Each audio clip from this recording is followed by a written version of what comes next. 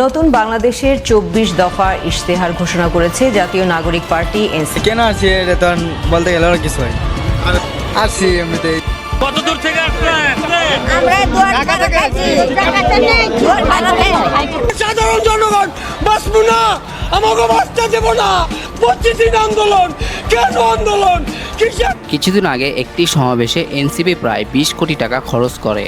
এখন প্রশ্ন হলো, এনসিপি এই 20 কোটি টাকা কোথায় পেল এবং এতগুলো মানুষের ভিড় কিভাবে ঘটাতে পারলো তা জানবেন এই ভিডিওতে।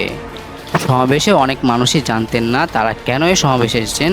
তারা জানিয়েছেন সামান্য টাকার জন্য তারা এই সমাবেশে উপস্থিত হয়েছিলেন। প্রোগ্রামে আইছি, কাদের প্রোগ্রাম এটা? বলতে পারলাম না ভাই, ঠিক মতন বলতে পারলাম না। এখানে আসছি আমার বড় ভাইয়ের সাথে। তাছাড়া দেখা যায় একজন এনসিপি নেত্রী সাধারণ মানুষকে টাকা বিলি করছে, আর এই ঘটনাটি সামাজিক যোগাযোগ মাধ্যমে ব্যাপক সাড়া দিয়ে ফেলে।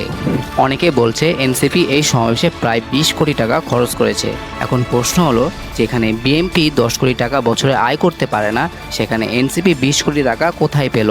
এরা অবৈধ টাকা দিয়ে বিভিন্নভাবে লোকজন ভাড়া আনে, আর এই ভাড়া আনার কারণে প্রত্যেকটা মানুষের সাক্ষাৎকার নিলে তারা বিএনপির কথা বলে, অন্যদের কথা বলে, কিন্তু খালেদা জিয়ার কথা বলে, তারেক রহমানের কথা বলে, ওদের কথা আর বলতে পারে না, কারণ এটা জানে না। এই জন্য একটা নাতিকে প্রকাশ হয়েছে। গতকালকে দেখলাম যে নতুন দল করছে, তারা আবার এরকম লোক আনছে, লোক ভুল করছে।